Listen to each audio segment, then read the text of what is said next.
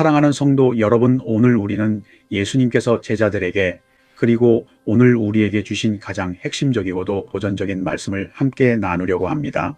마태복음 16장 24절 말씀을 함께 읽겠습니다. 이에 예수께서 제자들에게 이르시되 누구든지 나를 따라오려거든 자기를 부인하고 자기 십자가를 지고 나를 따를 것이니라. 이 말씀은 예수님께서 공생의 사역 중에 주신 말씀 중에서도 가장 급진적인 말씀입니다. 문맥을 보면 베드로가 주는 그리스도시요 살아계신 하나님의 아들이시니라라는 위대한 신앙 고백을 했습니다. 예수님께서는 그 고백을 축복하셨습니다. 베드로는 영적으로 가장 높은 정점에 올라 있었습니다. 그러나 바로 그 직후 예수님께서 처음으로 당신의 십자가 죽음과 부활을 예고하셨습니다. 그 순간 베드로가 예수님을 붙들고 간곡하게 말했습니다. 주여 그리 마옵소서, 이 일이 결코 주께 미치지 아니하리이다. 얼마나 충성스러운 모습입니까? 그러나 예수님의 반응은 놀라웠습니다. 사탄아, 내 뒤로 물러가라. 너는 나를 넘어지게 하는 자로다. 내가 하나님의 일을 생각하지 아니하고 도리어 사람의 일을 생각하는도다. 왜 예수님은 베드로를 이렇게 강하게 책망하셨습니까? 베드로는 예수님을 믿었지만 여전히 자기 생각으로 예수님을 재단하려 했기 때문입니다. 그는 고난 없는 메시아를 원했고 십자가 없는 구원을 기대했습니다. 그는 예수님을 그리스도로 고백했지만 그 그리스도가 어떤 방식으로 구원을 이루실지는 자기 마음대로 정하려 했습니다.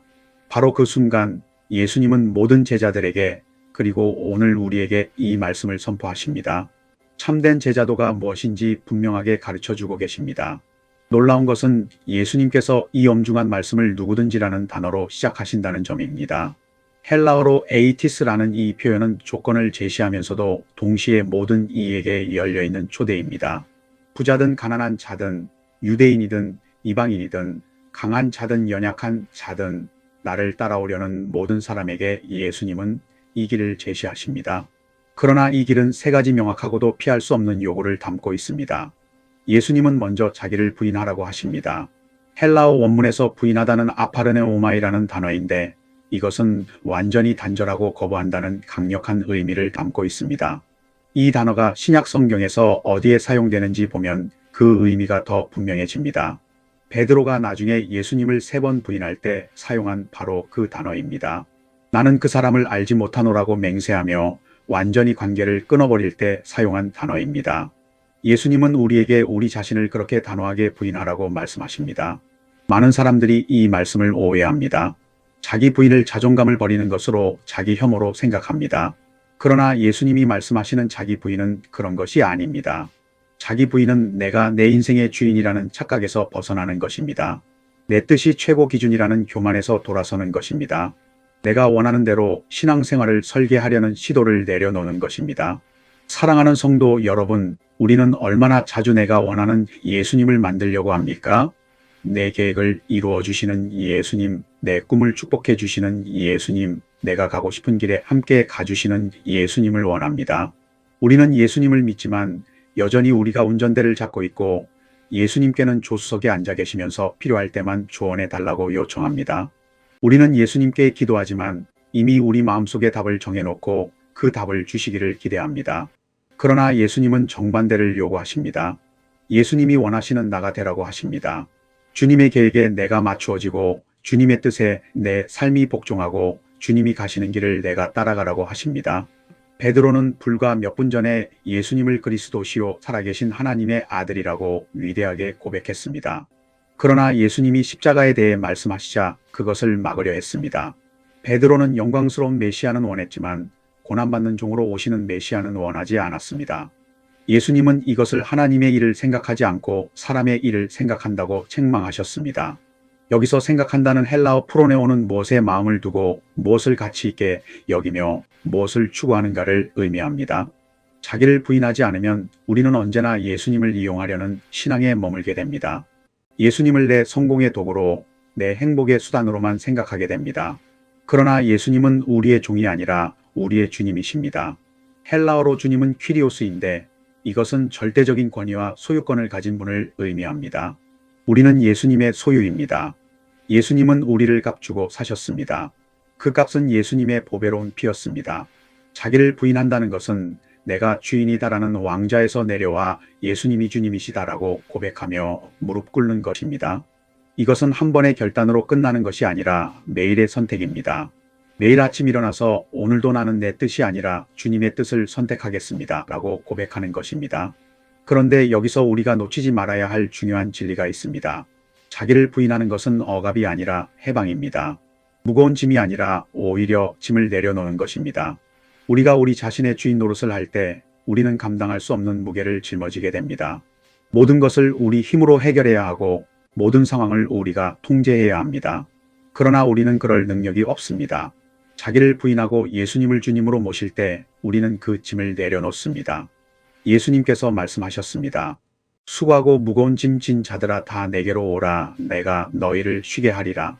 두 번째로 예수님은 자기 십자가를 지라고 하십니다. 여기서 중요한 것은 자기 십자가라는 표현입니다. 예수님은 내 십자가를 지라고 하지 않으셨습니다. 예수님의 십자가는 우리를 구원하신 유일한 십자가이며 우리는 그 십자가의 은혜로만 구원받았습니다. 그러나 예수님을 따르는 사람에게는 각자의 십자가가 있습니다. 십자가라는 단어 스타우로스는 당시 사람들에게 너무나 생생하고 끔찍한 이미지였습니다.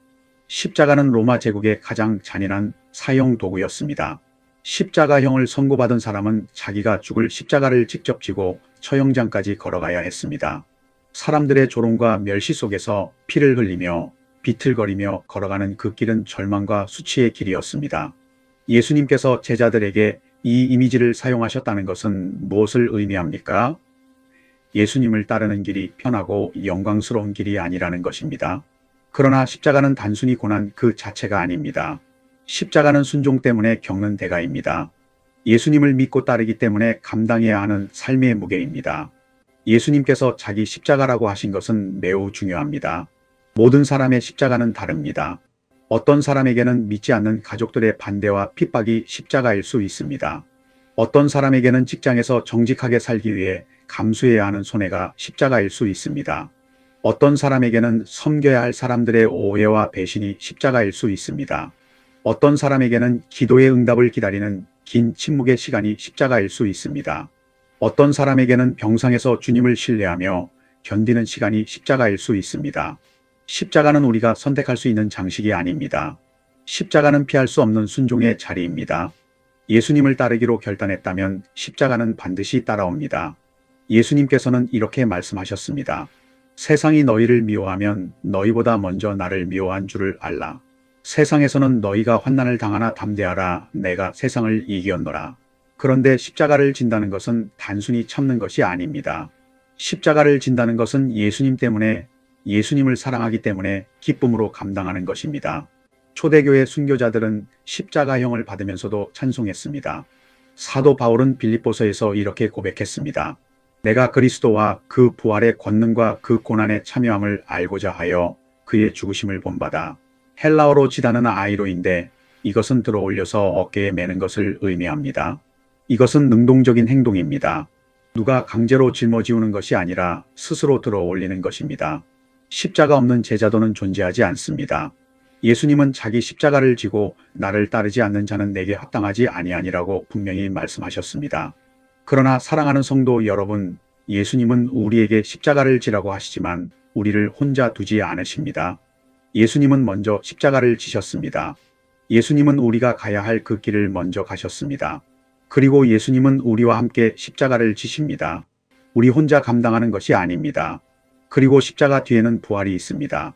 십자가는 부활로 가는 길입니다. 영광으로 가는 길입니다.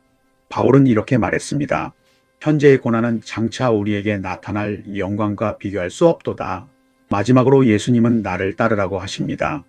헬라어로 아콜루테오라는 이 단어는 계속해서 뒤따라간다는 의미입니다.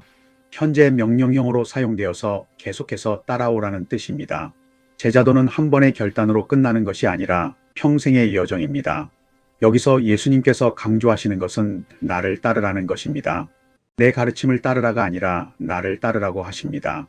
이것이 기독교의 본질입니다. 기독교는 단순히 도덕적 가르침이나 윤리적 원칙의 체계가 아닙니다. 기독교는 살아계신 한 분, 예수 그리스도와의 인격적인 관계입니다. 예수님은 길을 가르치신 것이 아니라 자기 자신이 길이 되셨습니다. 나는 길이요 진리요 생명이니라고 선포하셨습니다. 그래서 제자도는 규칙을 따르는 삶이 아니라 한 분을 따르는 삶입니다. 그리스도를 닮아가는 것입니다. 예수님과 동행하는 것입니다. 이것이 얼마나 큰 은혜입니까? 예수님은 우리를 혼자 보내지 않으십니다. 어려운 명령만 주시고 알아서 해라고 하지 않으십니다. 예수님은 앞서 가시면서 나를 따라오라고 하십니다. 제자들이 두려워할 때 예수님은 이미 그 자리에 계십니다. 제자들이 넘어질 때 예수님은 일으켜 세우십니다. 십자가의 길도 예수님이 먼저 가셨습니다. 부활의 영광도 예수님이 먼저 경험하셨습니다. 베드로를 생각해 보십시오. 그는 예수님을 3번 부인했습니다. 완전히 실패했습니다. 그러나 부활하신 예수님은 베드로를 포기하지 않으셨습니다. 예수님은 베드로를 찾아가셨습니다. 그리고 나를 사랑하느냐고 3번 물으시며 내 양을 먹이라, 내 양을 치라고 회복시켜 주셨습니다. 이것이 예수님을 따르는 길의 아름다움입니다. 예수님은 우리의 실패로 우리를 버리지 않으십니다. 오히려 우리를 찾아오시고 일으켜 세우시고 다시 기회를 주십니다. 예수님을 따르는 길은 우리의 완벽함으로 가는 길이 아니라 예수님의 은혜로 가는 길입니다. 중요한 것은 얼마나 잘 가느냐가 아니라 누구를 따라가느냐입니다. 우리는 넘어지고 실패하고 때로 방향을 잃을 수 있습니다. 그러나 우리가 따르는 예수님은 완전하십니다. 예수님은 길을 잃지 않으십니다. 예수님은 우리를 결코 포기하지 않으십니다.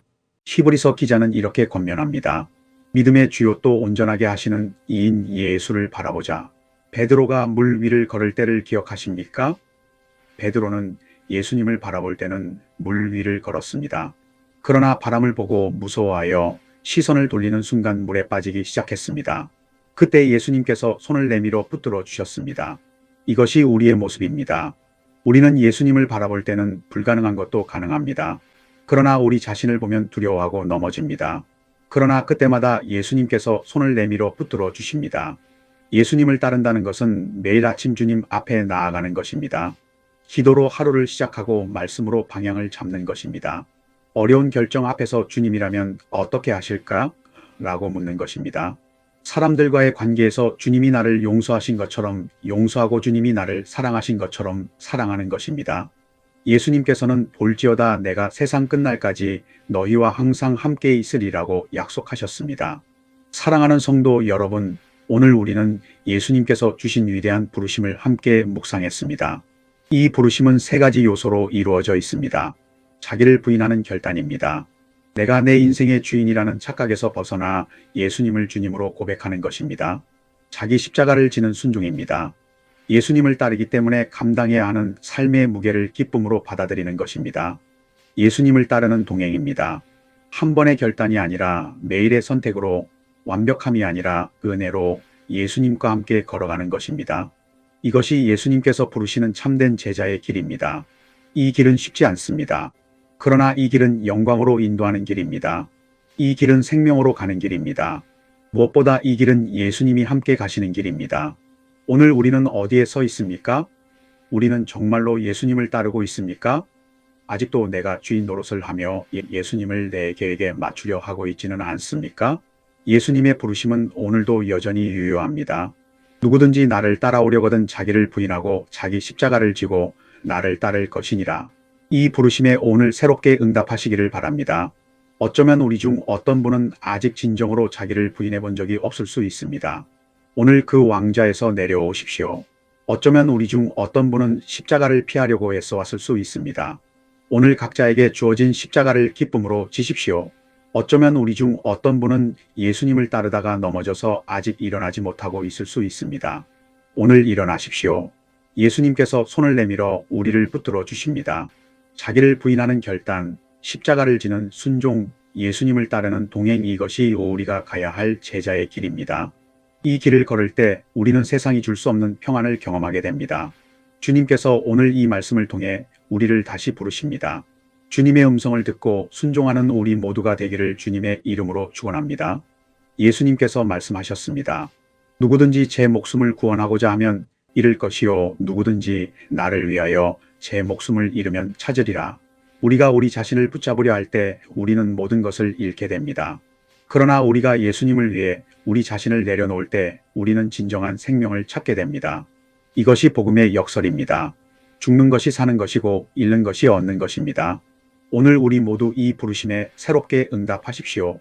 자기를 부인하고 자기 십자가를 지고 예수님을 따르는 참된 제자의 길을 걸어갑시다. 이 길에 주님의 은혜가 함께 하시고 주님의 능력이 우리를 붙들어 주실 것입니다. 주님께서 우리를 끝까지 인도하시고 우리의 여정 끝에 잘하였도다 착하고 충성된 종아라는 주님의 칭찬을 듣게 하여 주시기를 간절히 축원합니다. 기도하겠습니다. 사랑하는 하나님 아버지, 오늘 예수님의 위대한 부르심 앞에 우리를 세워주셔서 감사합니다.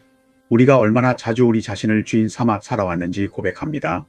예수님을 믿는다고 하면서도 우리 뜻대로 살려고 했던 교만을 회개합니다. 주님, 우리에게 자기를 부인하는 용기를 주시옵소서. 내려놓아야 할 것을 내려놓고 주님께 온전히 순종하는 은혜를 허락하여 주시옵소서. 각자에게 주신 십자가를 기쁨으로 질 수 있는 힘을 주시옵소서. 그리고 매일 주님을 따라 한 걸음씩 나아가는 신실한 제자들이 되게 하여 주시옵소서. 넘어질 때마다 일으켜 세워주시고 길을 잃을 때마다 다시 찾아주시며 연약할 때마다 붙들어 주시는 선한 목자이심을 믿습니다. 우리의 여정 끝에 주님의 영광을 보게 하시고 그날까지 신실하게 주님을 따르는 자들이 되게 하여 주시옵소서. 예수 그리스도의 이름으로 기도합니다. 아멘.